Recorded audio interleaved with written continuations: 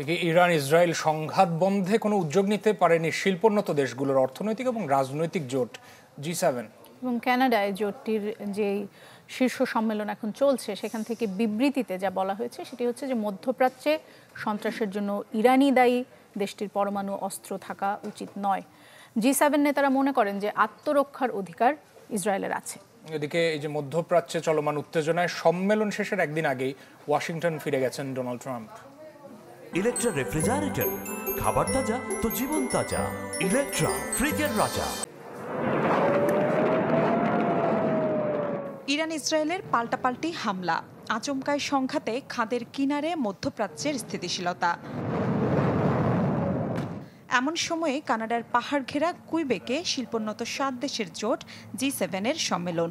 ধারণা ছিল Tehran Tel Aviv সংঘাত বন্ধে জোটটির পক্ষ থেকে আসবে সমন্বিত কৌশল বার্তা, যুদ্ধবন্ধে নেওয়া হবে কড়া পদক্ষেপ।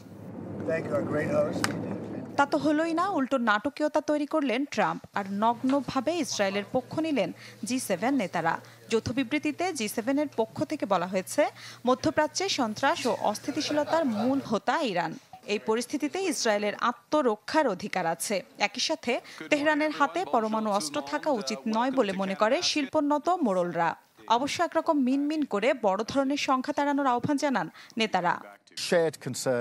উত্তেজনা ছড়িয়ে পড়ার বিষয়টি দুশ্চিন্তার। ইরানের পারমাণবিক কর্মসূচি নিয়ে সবারই উদ্বেগ রয়েছে। সম্পূর্ণভাবে তা আমরা কমাতে চাই।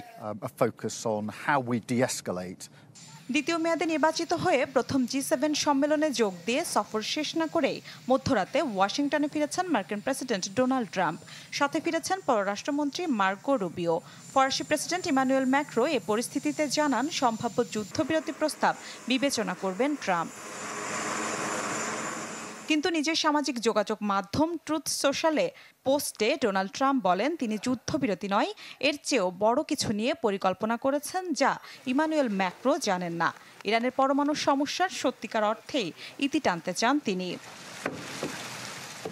মার্কিন গণমাধ্যমগুলো বলছে, ওয়াশিংটনে ফিরে ন্যাশনাল সিকিউরিটি কাউন্সিলের সাথে জরুরি বৈঠক করতে পারেন ডোনাল্ড ট্রাম্প।